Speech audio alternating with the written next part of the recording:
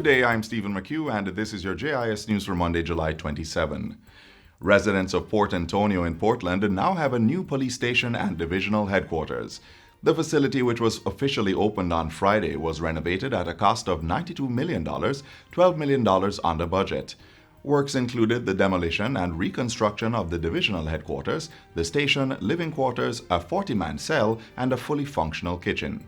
The facility was completed under the NHT-funded $2 billion upgrade program for police stations. The government values the tremendous contribution of our security forces and recognizes the immense challenges that they face. We are committed to creating a safer, healthier, and secure working environment for our police force as it pursues its mission to serve, protect, and reassure.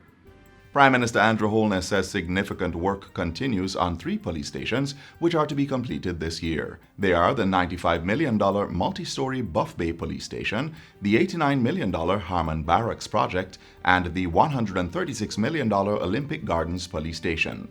Work also continues apace on police stations at Frome, Little London, Lacovia, Anchovy, Savannah Lamar, and Stony Hill.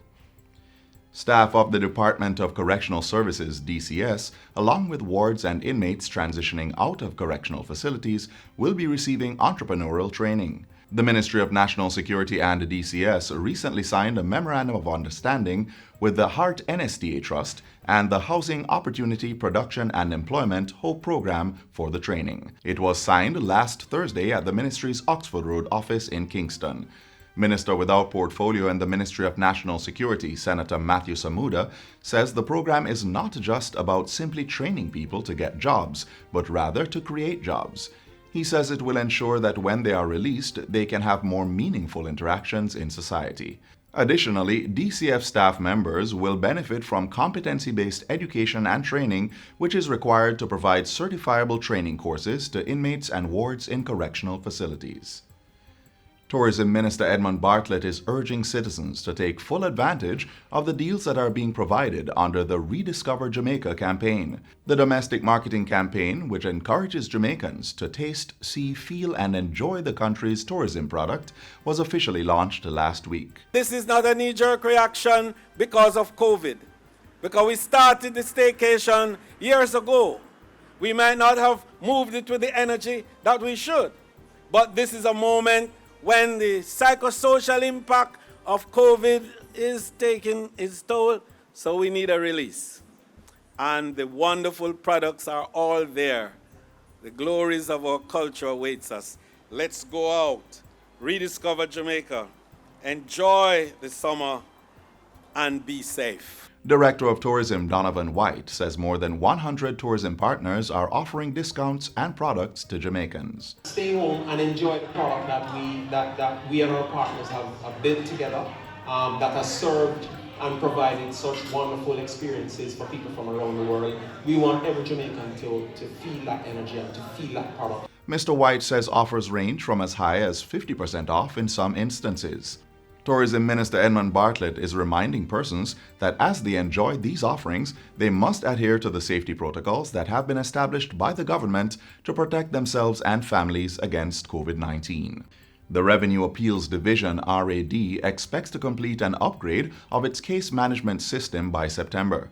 Commissioner of Revenue Appeals Dr. Delary Staple-Chambers says this will allow taxpayers to file and track their appeals online and the RAD to integrate its systems with Tax Administration Jamaica, TAJ, and the Jamaica Customs Agency. This is to facilitate greater efficiency in the exchange of information and the execution of the appeals process.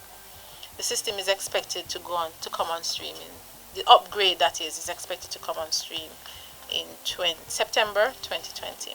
Dr. Staple-Chambers was speaking on Tuesday at a JIS think tank. She says the division will also be launching its customer charter standards this fiscal year to communicate its standards of delivery to stakeholders. The Ministry of Labour and Social Security will be accelerating plans to improve PATH families' access to cash benefits this fiscal year. Minister Mike Henry says this will see more beneficiaries under the Program of Advancement through Health and Education receiving their payments electronically. This is necessary in order to promote social distance in practice, avoid long wait lines in public spaces, and access much needed funds. With this in mind, the Ministry of Labour and Social Security will also be facilitating more payment options to PATH beneficiaries. New payment options will include direct deposits to beneficiaries' bank accounts, as well as engaging more service providers to increase access to the benefits. We issued a call to the banks for the opening of special low interest rate, low fees and no fees bank accounts. I announced that so far only 2 banks have indicated a willingness to do so. Minister Henry was making his 2020-21 sectoral presentation in the House of Representatives on Tuesday. Up to the April 2020 payment cycle, approximately 85% of PATH families collected their payments in checks. Minister Henry says that for the 2019-2020 fiscal year, the government spent $6.9 billion on cash grants under the program. And finally, the National Council on Technical and Vocational Education and Training (NCTVET) examinations will now be administered by the Overseas Examinations Commission (OEC). This follows the signing of a Memorandum of Understanding between the Commission and HART NSTA last Thursday at the OEC's 6 Manhattan Road, Kingston office. The agreement is in effect up to November 2022. The OEC is delighted to bring its 133 years of examination administration experience to the table, and we anticipate that we will have a long and fruitful partnership.